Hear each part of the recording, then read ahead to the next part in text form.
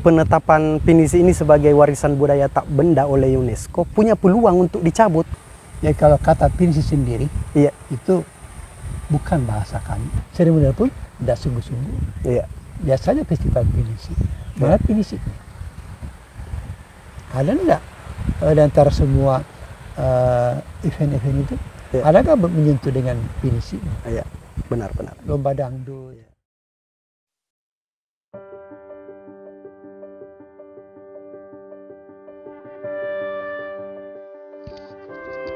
Sahabat desa, beberapa hari yang lalu pemerintah Kabupaten Bulukumba kembali melaunching Festival Pinisi yang akan dilaksanakan dalam waktu dekat ini. Festival Pinisi kembali mendapat dukungan Kementerian Pariwisata dengan berbagai rangkaian event di dalamnya. Pagelaran tahunan ini tentunya menjadi salah satu upaya mengangkat pariwisata Bulukumba dan menjaga eksistensi Pinisi sebagai warisan budaya tak benda dunia. Nah, pada kesempatan kali ini kita akan menemui salah seorang tokoh yang berlatar belakang budayawan, akademisi, dan seorang penulis yang produktif di Desa Ara, Bapak Dr. Andes Mohannis. Beliau sering disapa Daeng Lawa. Seperti apa pandangan beliau tentang sejarah Pinisi dan eksistensinya hari ini? Terus simak di kanal ini.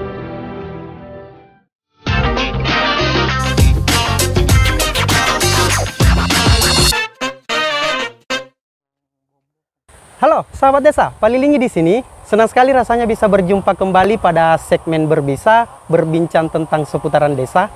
Nah, pada kesempatan kali ini kita bersama dengan narasumber, tokoh di Kabupaten Bulukumba. Beliau memiliki latar belakang yang sangat panjang tentunya. Selain sebagai seorang budayawan, kami juga mengenalnya sebagai seorang yang punya latar belakang tenaga pendidik yang cukup panjang. Dan tentunya yang terakhir, dia aktif sebagai seorang penulis dan melahirkan beberapa karya, khususnya produk-produk kebudayaan. Dan kita akan membincang soal sejarah Pinisi di Kabupaten Bulukumba. Beliau adalah Bapak Dr. Andes Mohannis. Assalamualaikum warahmatullahi wabarakatuh, Pak. Waalaikumsalam warahmatullahi wabarakatuh. Bagaimana kabar ini, Pak? Sehat ya, Ki? Alhamdulillah, sehat-sehat. Terima kasih banyak ini, Pak, sudah diluangkan waktu bersama rekan-rekan kami sebagai penggiat desa sebenarnya, Pak. Di awal ini, Pak, mungkin Bapak bisa menggambarkan tentang latar belakang tak, baik dari latar belakang pendidikan tak dan aktivitas tak sebelum sampai kepada fase ini, Pak. Ya kalau aktivitas saya di sehari-hari, ya saya rasa sama yang lain. Iya, Pak. Pertama belajar, sekolah. Ya.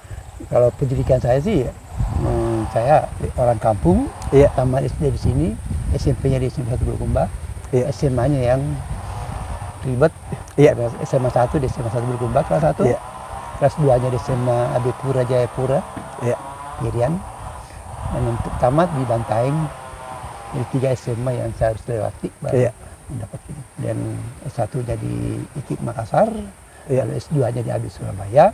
Selain itu pernah juga menempuh pendidikan di München University atau di Goethe Institut München 2003 di Jerman, Pak, ya? Di Jerman. Kemudian lanjut lagi ke Göttingen Goethe Institut Göttingen Jerman juga 2011, dan terakhir saya belajar di Goethe Institut Bonn. Di mana? Jerman juga. Jerman juga, Pak. Akhir 2016 sampai 2017. Jadi siklusnya selama beberapa tahun memang Bapak berada di luar negeri dalam menempuh pendidikan, Pak? Ya, karena kebetulan saya adalah instruktur nasional, kita tidak menentukan tahunnya, ya bahwa kita sudah pas sertifikatnya, sudah lulus ujian, boleh kembali. Begitu, Pak, ya? Luar biasa. Tidak sama kalau sistem Indonesia kan ada rentang waktu tadi kan. Benar, kalau benar. Jerman tidak, bias kita sudah lulus kompetensi itu, masih balik ke Indonesia. Sampai kemudian di karya Bapak, sebelum buku tentang sejarah Sinjai, ada tentang tulisan tak tentang sejarah Pinisi, Pak. Nah, pada kesempatan kali ini sebenarnya kami ingin mencoba mengulik soal itu dalam perspektif Bapak Dr. Andes Mohannis. Seperti apa? Karena secara pribadi, Pak, kadang di beberapa tempat sering mendengarkan beberapa kelompok pemuda yang sering mendiskusikan tentang sejarah Pinisi. Ada kayak semacam rasa ketidakbanggaan dengan diksi yang dia ungkapkan bahwa Pinisi itu sebenarnya bukan dari Bulukumba, dari Luwu. Maksud saya mungkin Bapak Dr. Andes Mohannis bisa memberikan gambaran seperti apa sebenarnya keterlibatan dan peran-peran para penderita lopi juga di Bulukumba, sehingga kemudian para pemuda ini bisa memiliki rasa kebanggaan itu, Pak. Iya. Jadi, silakan, Pak. Iya. Berbicara tentang perahu, memang Iya. Bulukumba bukan Bulukumba pemiliknya, pemiliknya saja. Iya. Karena memang sejarah kan perahu itu adalah memang kebudayaan berangkat dari Austronesia.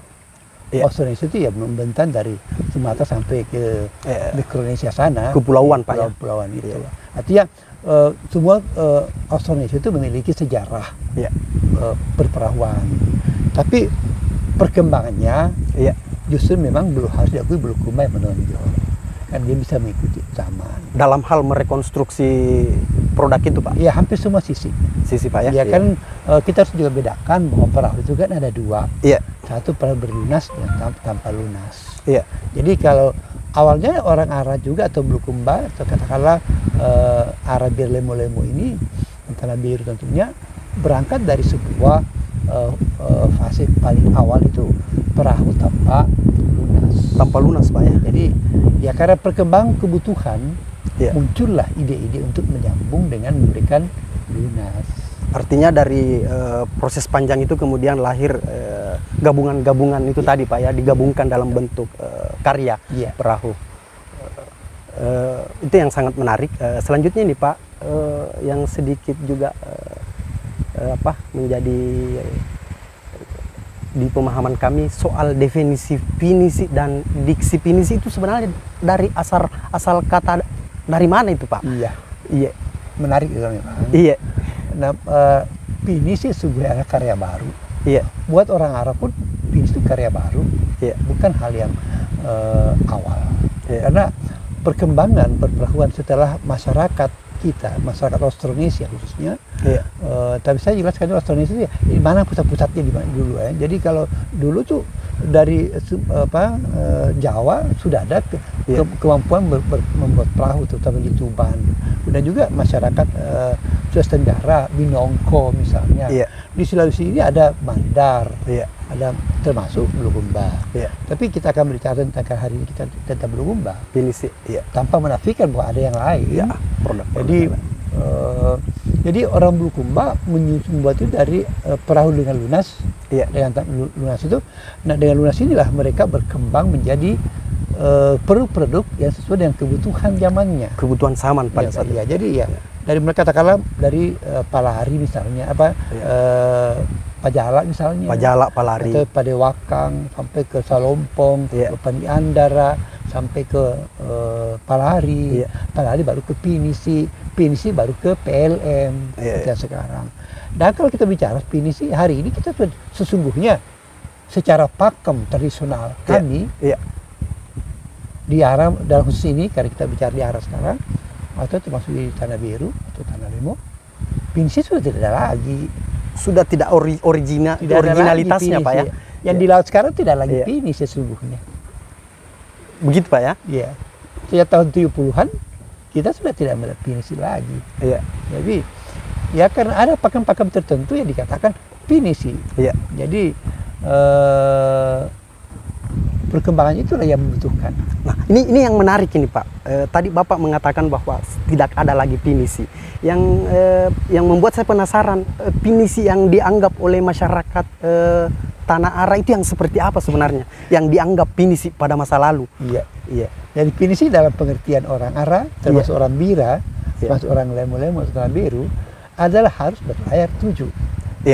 Nah, kalau ada perahu lagi tidak lagi 7 layarnya, tinggal 2 atau 3, itu bukan pinisi lagi. Oh, artinya ada klasifikasinya yang tidak memenuhi itu, Pak, ya? Kemudian punya rem basang. Rem basang yang di belakang itu, Pak, ya? Itu yang rumah-rumahan. Yang rumah-rumahan itu, Kemudian guling. Kemudian guling itu kemudinya di kiri kanan, bukan di tengah seperti sekarang. Dan lain-lain. Jadi banyak lagi yang lain-lain yang menandang itulah pinisi. Tapi yang mirip pinisi, sih banyak. Itu yang berproses hari ini. Karena tapi orang Arab juga sering memodifikasi sesuai dengan pemesanan itu. Memang kadang-kadang mereka modifikasi karya mereka karena faktor kebutuhan. Mengikuti pasar juga, Pak, ya. Katakanlah dari Palari ke Pinisi itu pengorbanan orang Arab sebenarnya. Karena bagaimana Palari itu identik dengan laju. Laju, benar. Tapi muatan terbatas. Karena begitu butuh yang lebih luas lagi, mereka buatlah Pinisi yang lambungnya besar, agak besar, kemudian tapi lajunya kurang. Baik Pak, ini sebelum kita panjang mendiskusikan soal sampai kemudian bagaimana proses pembuatan pinisi, ada hal yang kami masih sangat butuh pencerahan dari Bapak soal sejarah dan rentetan Sahure Gading itu kemudian sampai ke 3 wilayah yang ada di Kabupaten Bulukumba. Dan ada beberapa filosofi-filosofi yang sering saya dengar. Mungkin Bapak Dr. Andes Mohanis bisa menggambarkan soal itu, Pak. Ya kalau memang di dalam legenda kami, saya kira termasuk kampung tetangga, sudah dihubungkan dengan Sahure Gading. Ya kita harus tahu bahwa Sahure Gading itu adalah dalam konteks sastra.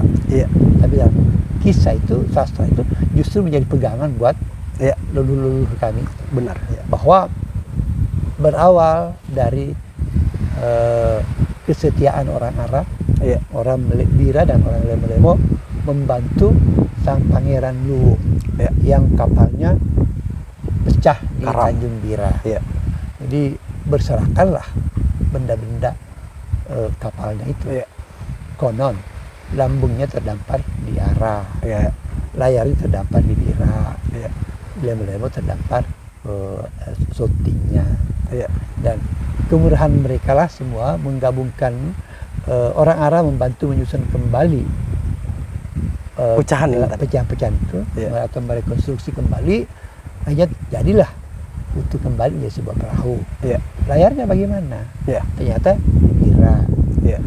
Syutingnya di mana? Karena belum sempurna syutingnya depan itu. Ternyata Lemo. Misalnya mereka hanya membantu mereka dan menjadilah sebuah mata pelajaran pokok mereka.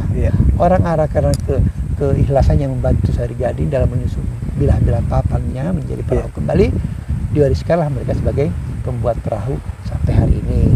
Kalau orang Bira menolong mereka memperbaiki layarnya dan seterusnya, mereka mendapat warisan sebagai pelaut-pelaut unggul sampai hari ini.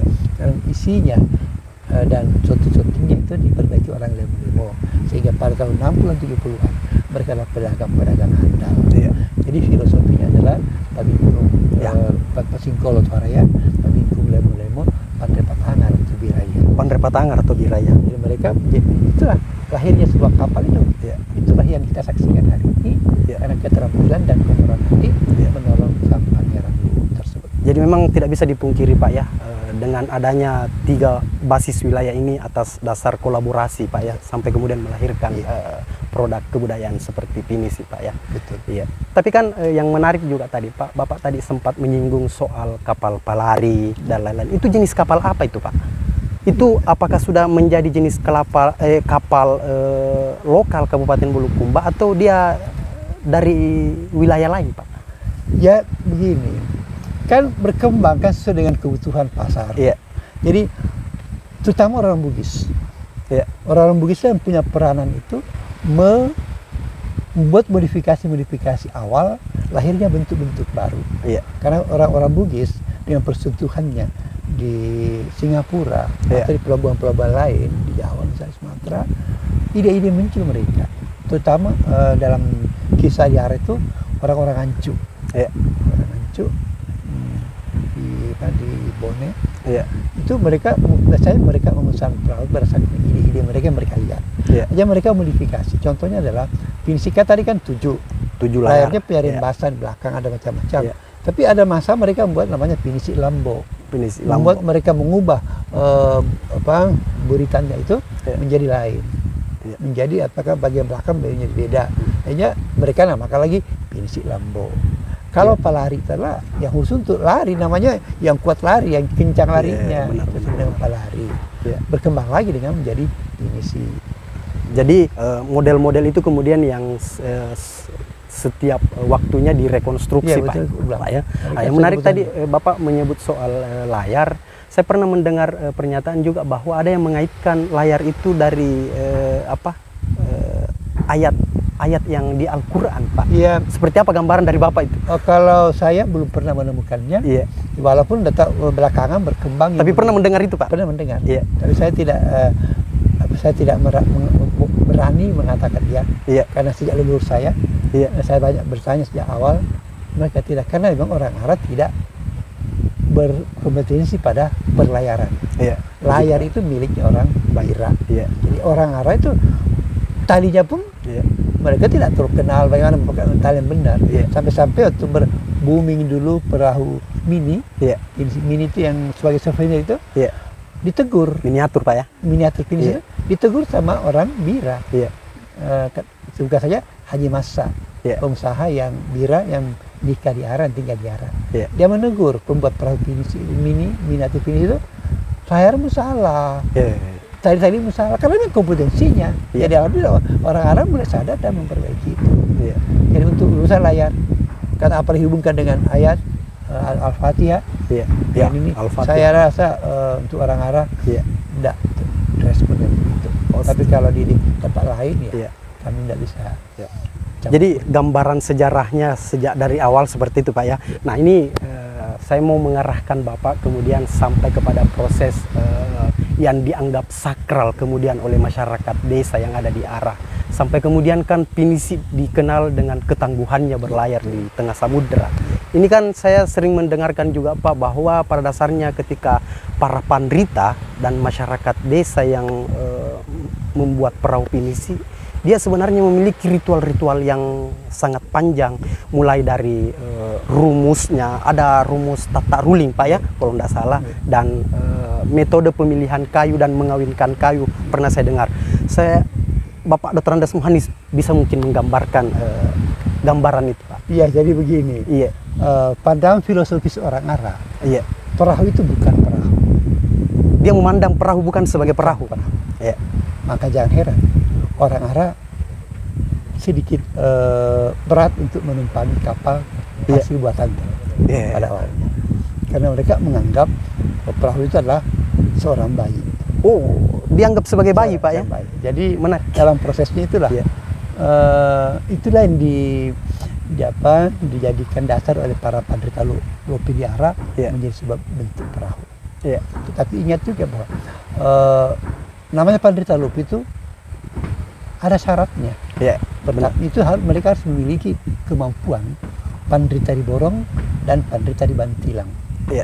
Itulah yang membentuk lahirnya sebuah tradisi ritual-ritual yang menjadi simbol penyemangat dan simbol kekuatan para pandrita Lopi. Jadi pertama kita lihat dari pandrita di Borong. Orang Arab sebelum membuat perahu, dia harus memperhitungkan berapa jumlah bahan yang digunakan, kayu. Yang mana kayu sebagai rangka, mana sebagai bodi, mana sebagai lantai, mana sebagai apa, semua sudah diperhitungkan. Satu kali masuk hutan, dan di masa lalu hanya satu kali masuk hutan, dan harus cukup. Kalkulasinya harus cukup. Selesai, Pak ya? Harus selesai. Cukup. Kapan tidak cukup, lebih atau kurang, maka itu bukan pandrita. Dia dianggap bukan pandrita. Pak, ini yang menarik ini, Pak. Jadi dia harus mampu mempertimbangkan berapa jumlah. Ya dulu kan memang kapal kan tidak terlalu besar, jadi mereka gampang gitu. Kemudian sampai lagi di dalam Bantilang, mereka sudah pertimbangkan. Jadi proses kalau dikatakan ritual-ritual, memang awalnya. Jadi pertama adalah mencari di hutan, mencari kayu hutan. Itu sama dengan prosesi kita bila seorang akan menikah mencari gadis. Proses pencarian kayu itu, Pak? Pencari kayu sama dengan mencari gadis untuk dipersunting. Oleh Masya Allah. Ada masalah kan, orang kan nikah kan kadang-kadang tidak tahu siapa istrinya, mereka dicarikan kan, dijodohkan lah begitu. Jadi pertama lah masuk di hutan dulu, tamat di Borong istilah mereka, atau Nyue Borong. Di sana kan mereka mencari di mana bahan lunas yang terbaik. Karena yang pertama dicari adalah lunas, kalabisian. Jadi mereka harus mencari mana yang paling cocok. Kita menentukan ini, pohonnya ini. Mereka akan menebang itu, tapi tidak langsung menebang. Mereka harus minta izin dulu ke pemiliknya.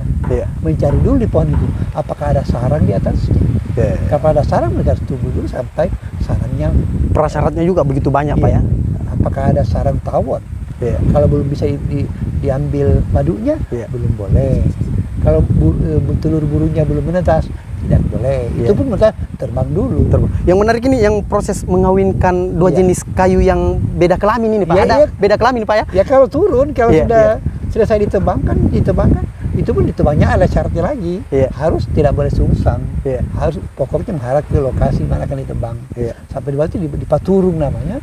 Dibawalah semua bahan-bahan itu ke bantilang. Bantilang, Pak, ya. Barulah setelah itu masuk proses awal. Proses awal itu pertama kan natara. Natara itu adalah sama dengan simbol menikah. Itu diksi lokal itu, Pak? Dia. Natara itu sama dengan menikahkan.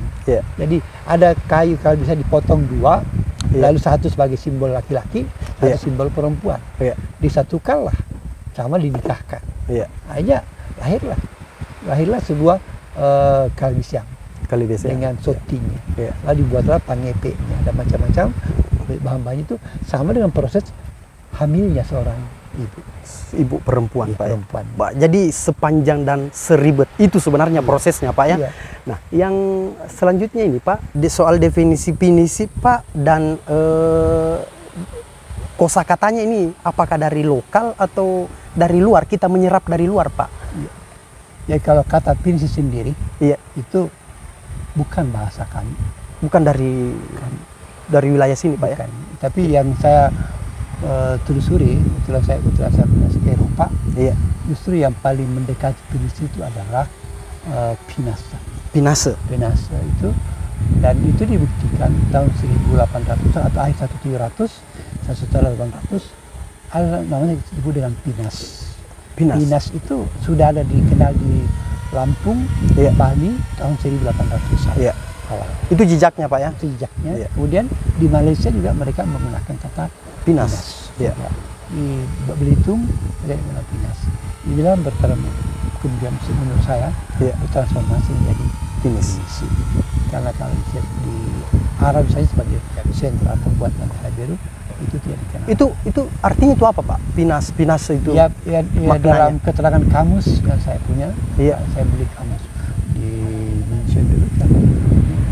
Itulah disebut dengan perahu abad pertengahan. Oh, perahu abad pertengahan, Pak, ya. Pinas dari Belanda dan Jerman. Belanda Jerman, Pak, ya. Prancis juga menggunakan kata pinas.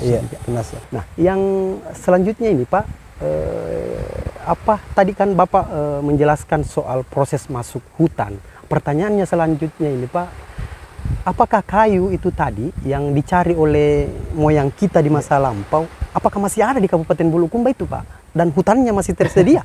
Nah, inilah masalah buat kita sesungguhnya. Kalau dikatakan sekarang ini, ya mungkin kalau kita cari tempat-tempat lain mungkin ada, tapi untuk sekitaran desa ini, kecamatan ini, saya sanksi bahwa masih ada. Oh, begitu, Pak. Artinya sekarang, Pak, para penderita lopi hari ini ketika membuat perahu, mengambil kayunya di mana, Pak? Sudah bukan lagi di Kabupaten Bulukumba? Bukan lagi, dari Papua, dari Maluku, dari Sulawesi Tenggara, Kalimantan. Ini menjadi miris juga, Pak, ya. Betul. Mestinya kan ada proses bagaimana kemudian keterlibatan pemerintah dan masyarakat secara khusus untuk menjaga kelestarian itu, Pak.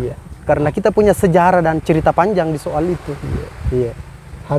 Harusnya seperti itu, Pak, ya. Fakta lapangan ya tidak demikian. Lihat sendiri ya. Saya bisa mengatakan tidak demikian, tapi ya. Itu yang tentunya bakal menjadi harapan-harapan kita ke depan.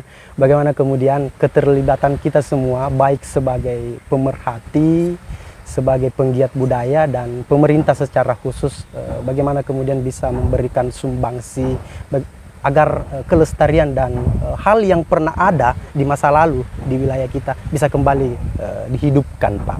Alhamdulillah. Kita berharap seperti itu, Pak. Selanjutnya ini, Pak, terkait harapan-harapan dan cita-cita kita ini, Pak, ke depan soal keberadaan pinisi. Ini pinisi sudah diakui oleh dunia, UNESCO, Pak, ya, sebagai warisan budaya tak benda. Eventnya hampir setiap tahun kita gelar event festival pinisi. Saya melihat di kebudayaan Barat dan Eropa, penghargaannya terhadap budaya itu cukup besar, dan memang caranya memperlakukan budaya itu luar biasa. Mulai persoalan keberadaan museum dan situs-situs.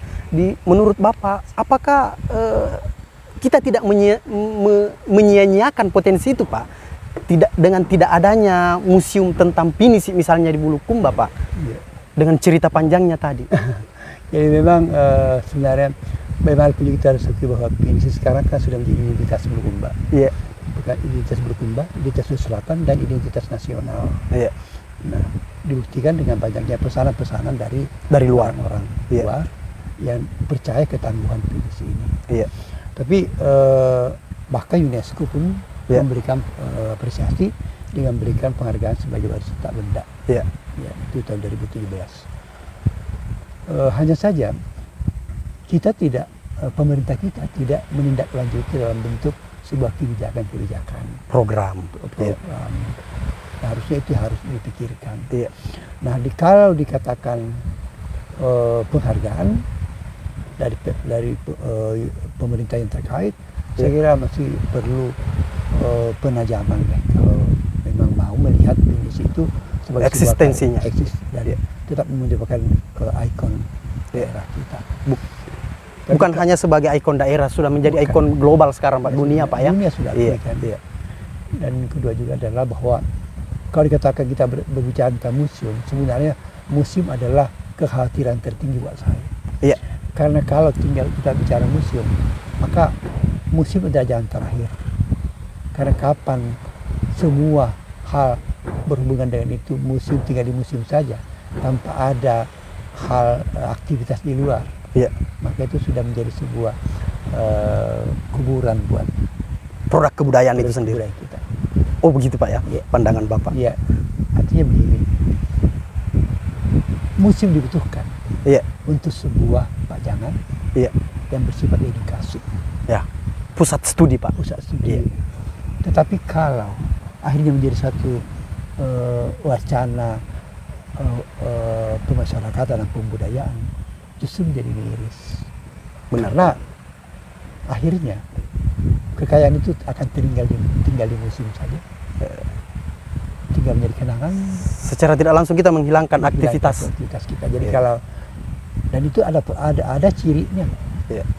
Contoh katakanlah, adalah program pemerintah kita, baik pemerintah selatan atau kabupaten atau nasional, melihat eksistensi pinisi. Ya, benar. Ya kalau ada, alhamdulillah. Hanya saya selama ini belum sampai ke sana. Belum seksi, Pak. Belum seksi, dan mereka hanya sebatas simbol-simbol di baju mereka. Acara seremonial. Seremonial pun tidak sungguh-sungguh. Biasanya festival pinisi. Mana pinisi? Ada enggak di antara semua event-event itu? Adakah menyentuh dengan pinisi? Benar-benar. Lomba dangdut, lomba apalah macam-macam. Kegiatan seremonialnya seperti itu gambarannya, Pak, ya. Tapi ya apa salahnya sih kalau minimal dikembangkan sedikit, misalkan lomba membuat patung pasir di Pantai Mandalaria, atau membuat lomba souvenir tentang pinisi dan macam-macam. Yang minimal bisa menggali kreativitas anak muda sehingga mereka mengenal apa itu pinisi. Benar. Karena pinisi ini kita sudah, mereka banyak yang mereka tidak tahu apa awalnya mereka itu, dari mana pinisi lahir. Artinya harapan Bapak bagaimana kemudian sebenarnya program ke depan ini bisa lebih dipertajam, Pak, ya, agar lebih menyentuh lagi bagaimana kemudian eksistensi pinisi ini tidak mengkhawatirkan ke depannya, Pak, ya. Nah, yang menarik tadi Bapak sempat menyinggung bahwa soal ada pinisi bahkan di ASN ini persoalan penghormatan kita terhadap para pandrita lopi. Apakah para pandrita lopi ini, Pak, sudah memiliki wadah atau sudah berada di altar yang semestinya, Pak, sebagai seorang pandrita? Pernahkah dia misalnya mendapatkan kayak semacam sebuah penghargaan dengan hasil dari karyanya yang hampir setiap waktu kita hanya jadikan sebagai tempat bersuah foto?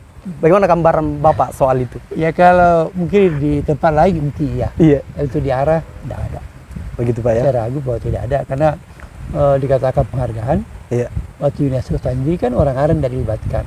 Tidak ada pelibatan, Pak? Tidak ada pelibatan. Kemudian juga tidak juga tempat-tempat khusus yang bisa jadikan tempat khusus untuk mereka. Iya. Kecuali mereka mendatangi langsung Iya. perahu yang sedang dibuat. Iya. Saya kira hal itu yang mungkin terseksi buat mereka untuk melihat pinisi sebagai sebuah karya budaya. Nah celakanya Pak, konon katanya penetapan pinisi ini sebagai warisan budaya tak benda oleh UNESCO punya peluang untuk dicabut ketika gambaran-gambaran bagaimana kemudian Pemda merumuskan sebuah program agar kemudian eksistensi pinisi ini bisa berlangsung. Ini ada peluang untuk seperti itu katanya Pak ya? Iya memang namanya sebuah karya budaya yang di UNESCO itu kan mereka evaluasi setiap tahunnya Pak? Iya secara berkala lah. Iya. Kita mengatakan setiap tahun ya, tapi secara berkala melihat apa sih progres dari warisan itu. Warisan itu ya benar. Jadi kalau dikatakan bisa menjadi suatu bahan evaluasi dari UNESCO, itu bisa saja. Dan jalan terakhir adalah dicabut. Begitu Pak ya? Iya. Ya karena kita tidak punya kegiatan yang mengarah kepada pelestarian atau penguatan. Iya benar Pak. Atau kan semacam memperkenalkan termasuk termasuk penghormatan terhadap para penderita itu Pak ya. Salah satu variabelnya. Baik, terima kasih banyak sekali nih Pak atas waktu tak berbincang-bincang tentang pinisi.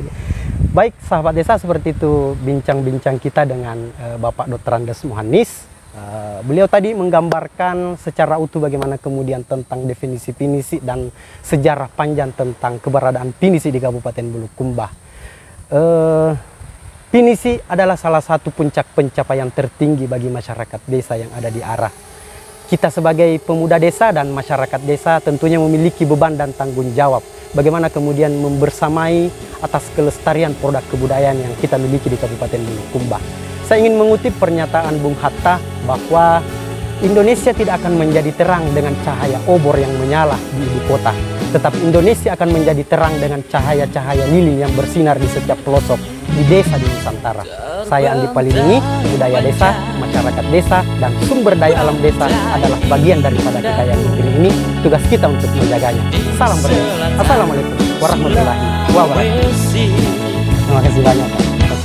Perahu pinisi jadi sloganmu, kota kecilku kebanggaan.